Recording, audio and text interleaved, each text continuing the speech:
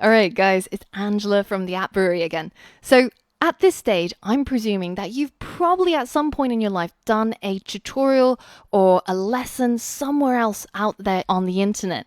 And inevitably, at some point, you'll probably get stuck on a problem. Now, I spend a lot of time thinking about how I can make the course such that you get stuck less often, but with programming, it's almost a core part of the learning process that you do get stuck and you get yourself unstuck. So I tend to find that when I get stuck on something, I try to see it as a challenge, because usually when I solve it and when I figure it out, there is a huge sense of satisfaction and there's usually some associated growth. Now, having taught over 100,000 students online and offline, I've seen people struggle in lots of different ways. And I just wanted to summarize the steps that you can go through when you get stuck on any sort of programming problem and the framework that you can use to get yourself unstuck in the quickest way possible. Now, the first step is to evaluate what is the expectation versus what is the reality. What did you expect your code to do? Or what did you expect to happen? And what actually happened? So every time you run your code, think to yourself, what do I expect to happen? And then see what really happened and try to figure out what is causing the difference. Now, while you're writing code, it's inevitable that you will end up creating errors. And this can happen when you've made a mistake or spelled something wrong, or even when you're just trying to install a piece of software. And those errors are usually accompanied by bits of text or the error message. And you can see this in your browser or in your code editor. And most of the time, it might seem like these error messages are written by aliens because they don't seem to make any sense. But you can quite easily figure out the human meaning in English for it by just putting it into Google. And you'll usually get lots of different answers as to what the cause might be and how you can fix the problem. And one of the websites, if you don't already know about it, it's going to shortly become your very best friend, and that is stackoverflow.com.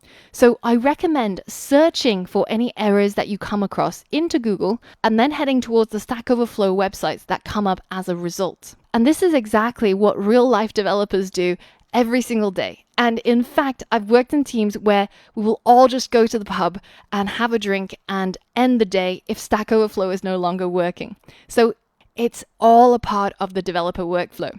Now, if that still didn't help, or you're confused by the results that you're getting back, then it's a good idea to re-watch some of the video up to the point when the code started breaking or it started doing something unexpected. Because in the videos, there are always step-by-step instructions, and it's really important that you check to make sure that you haven't made a typo here or there, or you haven't capitalized something that shouldn't be capitalized, and just re-watch the video right before when your code broke in order to try and figure out what might have gone wrong. Now, the next step is you can check your code against my code. At the end of every tutorial module, there is a completed project that you can download, and you can scroll through the completed code, compare it to your own, and see if there were any typos, any errors, any mistakes. And if it helps, you can even copy and paste sections from the completed code into your own module just to see if that line or that paragraph helped to fix the issue. And if that still doesn't solve it, then the next step is head towards the Q&A. So underneath every lesson, there is a Q&A section. And it's a good idea to check in the lesson when your app has broken to see whether if anybody else had similar issues to you.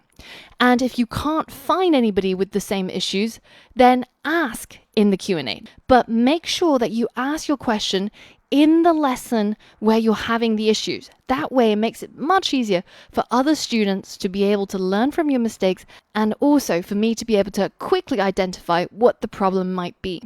And if you have a question about anything in the tutorial, it's a good idea just to include the timestamp at which it occurs in the video, so I can quickly watch it and figure out what you're referring to, so that I can better answer your questions. Now, when you're asking questions in the Q&A, the way to get the most helpful responses and solutions is by following a 4-step approach. So firstly, tell us, so myself and other students, what did you expect to happen? Then what actually happened? And then include a screenshot of all of your code that corresponds to this situation, and then include a screenshot of the debug console that includes any errors, if there were any errors or if your app has crashed. Now, to take a screenshot of part of the screen in Windows, all you have to do is hold down the Windows key, Shift and S, and then you'll get these little crosshairs show up and you'll be able to take a section of your screen as a screenshot. And once you let go of the mouse, it will save this to your clipboard, ready to be pasted into Paint or any other application. If that doesn't work for you, be sure to just Google how to take a screenshot of part of the screen and you'll see lots of videos that can help you with this as well. If you're using a Mac computer, on the other hand, this shortcut is going to save you a lot of time, and it might be worth noting this down in your notebook. When you use Command, Shift and 4, you get this little crosshair that shows up, and you can start clicking and dragging the area that you want to take a screenshot with, and it will save it automatically to your desktop, which then you can upload into the Q&A area for the lecture. So that's just a brief step-by-step process on what to do and how to get help when you get stuck.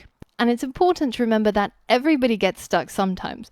I've spent days trying to find a bug in my code, and it turns out to be just a comma that was misplaced or a semicolon that was accidentally deleted.